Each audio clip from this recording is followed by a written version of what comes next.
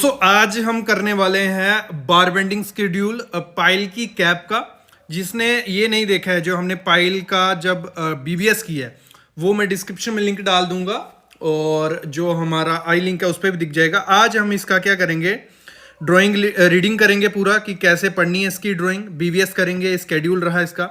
सबसे पहले जब भी आप बार बेंडिंग शेड्यूल करो या बीवीएस करो तो सबसे पहला काम क्या रहता है, आपको क्या करना रहता है, इसके जो जर्नल नोट्स होते हैं वो हमें पढ़ने रहते हैं। वो मैं आपको दिखा देता हूं। देखो जर्नल नोट्स पढ़ने हैं और जर्नल नोट पढ़ने से हमें क्या होगा, हमें आइडिया लग जाता है हमें कवर कितना छोड़ना है, बीवीएस कैसे करना है। उसने कहा है M30 जो कंक्रीट है वो आरसीसी के लिए आपको यूज करना है, फिर M15 जो कंक्रीट है वो पीसीसी वर्क के लिए आपको यूज करना रहेगा। फिर उसने एक चीज और कही है कि आपको जो स्टील है वो FE500 यूज होगा आपके जो भी स्टील वर्क रहेगा, और जो फॉलो करता हो IS कोड 1786 1985। और कवर मेन जो चीज हमें क्या देखनी है, कवर से क्या होगा, हमें जब बीवीएस करनी है तो हमें इजी हो जाएगा। फाउंडेशन के लिए आपको करना कवर 75 mm, स्लैब के लिए आपको 25 mm, कॉलम के लिए 40 mm, और बीम और टैंक वॉल है 35 mm। ये इन्होंने पहले ही मेंशन कर दिया। बाकी यहाँ कंक्रीट ग्रेड लिखा हुआ है, स्टील लिखा हुआ है, ये पढ़ लो। उसके बाद अभी देखते हैं ड्राइंग किस तरीके से देखी जाती है, मैं आपको समझाता हूँ। देखो करना क्या होता है, आपको सबसे पहले देखना होता है इसका प्लान और सेक्शन आ गई हमारी। तो इसको समझते हैं थोड़ा कि क्या है इसमें। तो इधर आप देख रहे हो ये हमारा प्लान आ गया, और प्लान में ये हमारी बी साइड है, क्योंकि जब हम स्केड्यूल देखेंगे उसमें हमें काम आएगा। तो ये आ गई हमारी बी साइड, और ये आ गया हमारा एल साइड, यहां से यहां ये इसकी लेंथ आ गई। क्लियर। फिर हमें देखनी रहती है इसकी सेक्शन आप देखो, इसको मैं थोड़ा बड़ा करता हूं आपके लिए। सेक्शन से ही सब समझ आएगा, ठीक है। ये हमारी नीचे आ गई पाइल, ये हमारी पाइल है, दोनों तरफ पाइल्स हैं, आरसीसी पाइल यहां भी लिखा हुआ है सामने आप देख रहे हो। अभी जो हमारी डेप्थ रहेगी ये यहां से लेके यहां, वो डी है हमारी, और पाइल जो कैप रहेगी ये बनी हुई है, ये पाइल कैप है हमारी,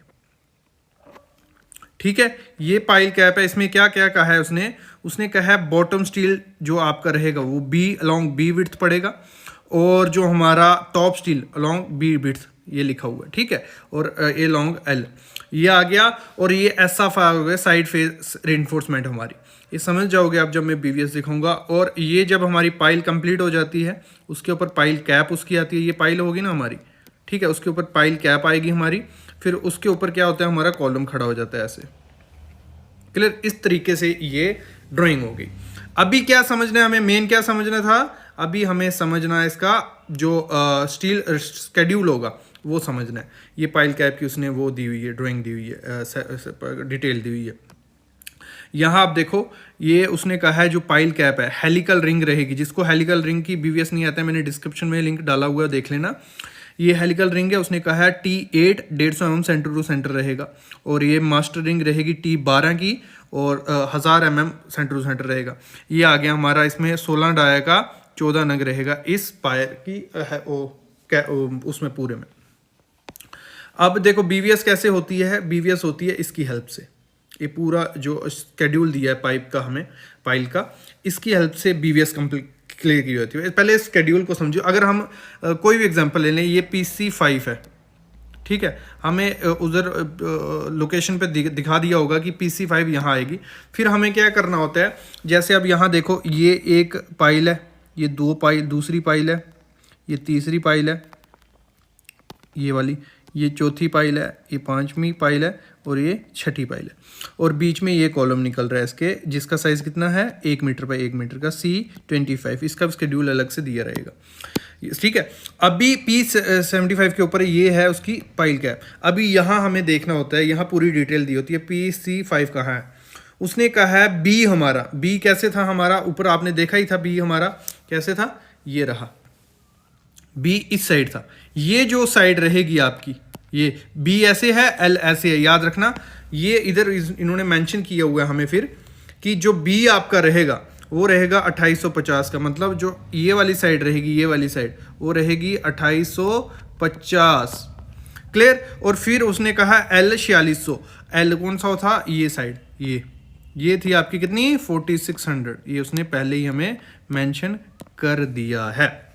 फिर जो उसकी डेप्थ वो बोलता है जो डी था, मतलब ये जो गहराई इसकी डेप्थ होगी, जो हमने सेक्शन में देखा हमारा डी था, वो कितनी है, वो है 1300 mm इसकी।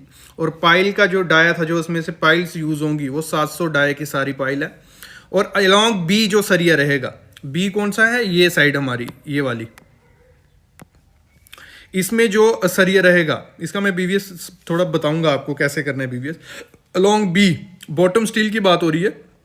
अलोंग बी आपका जो कौन सा है, ये T20 125 के सेंटर से 1 2 3, ये इसके बीच का सेंटर कितना होगा 125 mm। क्यों, ये हमें इसने कहा है 125 सेंटर टू सेंटर आपका होगा। और T20 क्या 20 mm का सरिया, 20 डाया का सरिया आपको ऐसे ऐसे डालना है 125 सेंटर। क्लियर, इतना क्लियर हो गया। फिर इसने क्या लिखा हुआ है देखो, अभी मैं इसको दिखाता हूं आपको। फिर यहां आ जाते हैं हम, जो टॉप स्टील होगा, ये बॉटम का आ गया, मतलब बॉटम में हमारा 125 सेंटर ऐसे ऐसे आ गया, क्लियर। और फिर 125 उसके ऊपर T20 वो आएगा कैसे, इसको ऐसे करते हैं, इसका कलर चेंज कर देते हैं, फिर ये ऐसे ऐसे आएगा 125 के सेंटर से, ये इन्होंने यहाँ लिखा हुआ है। ये नीचे से कंप्लीट हो जाएगा। फिर टॉप में आपको क्या करना है, उसने कहा है 16 डाया का, जो 16 डाया का अलोंग बी ऐसे 16 डाया का 125 के सेंटर से, और 16 डाया का 125 के सेंटर से दूसरा भी अलोंग एल बी, समझे। और फिर इसमें जो हमारा क्या रहेगा SFR, जैसे मैंने कहा था साइड रेनफोर्समेंट जो रहेगी, वो यहाँ आप देखो, यहाँ ए लिखा हुआ है, ये जो रहेगी वो कितनी रहेगी, वो इन्होंने यहाँ लिखा हुआ है, वो रहेगी हमारी 10 डाया की 150 के सेंटर से। क्लियर, इतना क्लियर हुआ। अभी इसका बीवीएस जब करेंगे तो आपको समझ आएगा थोड़ा। तो बीवीएस यही मैं करने की ट्राई करूंगा, आप देखना कैसे। अगर हम सबसे पहले कौन सा हमारा स्केड्यूल में क्या दिया हुआ है PC1, और मेरे एक फ्रेंड ने कहा भी था कि PC1 का बीवीएस हमें बताना। तो ये देखो, ये है हमारा PC1, उसने हमें डिटेल दे दी है, इसको डिटेल को समझो, फिर इसका बीवीएस करते हैं। PC1 क्या कहता है वो, कि आपका 2 पाइल है, एक ये पाइल है, एक ये पाइल है, इसने पहले ही मेंशन कर दिया 2 पाइल है। और C21 इसमें कॉलम आने वाला है 400 बाय 120 का। इसकी बीवीएस कैसे की जाएगी, अगर हम समझें इसको, मैं इधर छोटा करता हूं, स्केड्यूल के पास ले जाता हूं, आप इजीली समझ लोगे। यहां से स्केड्यूल भी हमें दिखेगा और ये भी दिखेगा। देखो इसमें क्या है, ये कुछ ऐसी शेप है उसकी PC1 की, है ना, यहाँ भी है, सॉरी PC1 दो तीन होंगे PC1। तो ये हमारे बी साइड है, क्या है ये हमारी बी साइड, और ये हमारी एल साइड है। अभी क्या कहता है वो, जो हमारी बी साइड है वो कितनी है 1100 mm, तो हमें ये 1100 mm रखनी है, कितनी 1100 mm बी साइड। तो इसका डायरेक्ट रीइंफोर्समेंट देखते हैं, ये दूसरी 2800 mm है और डेप्थ एक वो है। तो इसकी क्या करते हैं, अगर देखो, अगर यहाँ बीवीएस समझ नहीं आएगी ना, तो आप क्या करना, कमेंट करना, 100 कमेंट हो गए तो हम थियोरेटिकल में इसका बीवीएस ले आएंगे, कोई दिक्कत नहीं है। तो अलोंग बी, उसने कहा है अलोंग बी आपको क्या करना है, 16 डाया का 150 के सेंटर से सरिया प्रोवाइड करना है। तो इसको देखते हैं, देखो अभी इसको कर देता हूं मैं नीचे। ये बी साइड है, जो हमारा सरिया आएगा 16 डाया का आएगा, उसकी शेप कुछ ऐसी होगी, जो नीचे सरिया आएगा ना ऐसी शेप होगी। और कितनी डेप्थ दी है उसने 1000 mm। और इसमें एक चीज देखना आपने, इसने कुछ मेंशन किया है कि आपको ये कितना रखना है, ये इधर आप देख रहे हो, ये यहाँ पे एक दूसरे से मिलना चाहिए, मतलब जो नीचे का रिइंफोर्समेंट है और ऊपर का, इसने कुछ ज़्यादा मेंशन नहीं किया, नहीं तो 300 mm, जहाँ 300 mm एक दूसरे से वो लैप होता है, मतलब जो नीचे का सरिया आएगा ऐसे और जो ऊपर का सरिया आएगा, ये एक दूसरे से 300 mm यहाँ लैप होने चाहिए, लेकिन यहाँ कुछ मेंशन नहीं है। हम क्या करते हैं, डी का सेंटर ले लेते हैं और 100 mm बढ़ा देते हैं दोनों तरफ से। तो ये क्या है हमारा डी कितना है, हमारा डेप्थ कितनी है हमारी 1000 mm, तो इसको मैं कर लेता हूँ 600 mm रख लेते हैं हम इसको, 600 mm, ठीक है, ये भी 600 mm। और हमारी बी कितना था 1100 mm, यहाँ देख रहे हो, यहाँ मैंने क्लिक किया अभी, ये 1200 mm, 1100 mm, तो दोनों तरफ से कवर छोड़ेंगे तो फाउंडेशन का उन्होंने कवर कहा था 75 mm, तो 150 mm यहाँ से निकल जाएगा, तो अप्रॉक्स 950 mm ये लेंथ आएगी यहाँ से यहाँ, ये ठीक है। अभी ये नग 950, ये बन गई हमारे बॉटम के सरिये का शेप, इस तरीके से होगा। और ये सरिया हमें कैसे प्रोवाइड करना है, 150 के सेंटर से, 150 के सेंटर से 2 3 150 के सेंटर से हमें प्रोवाइड करते रहना है। और 150 का सेंटर कैसे निकल जाता है, आपको क्या करना है, हमारी लेंथ कितनी है, एल कितना है, वो है 2850, 2850, इसको डिवाइड कर दो कितने से, 150 से, ठीक है। तो हमारा निकल आएगा कि हमारे इधर कितने नग पड़ेंगे, ये पड़ गया, ये शेप यहाँ आ गई। अब बॉटम में इसका वो भी डालना है, इसने अलोंग एल क्या दिया है वो थोड़ी समझने वाली चीज है।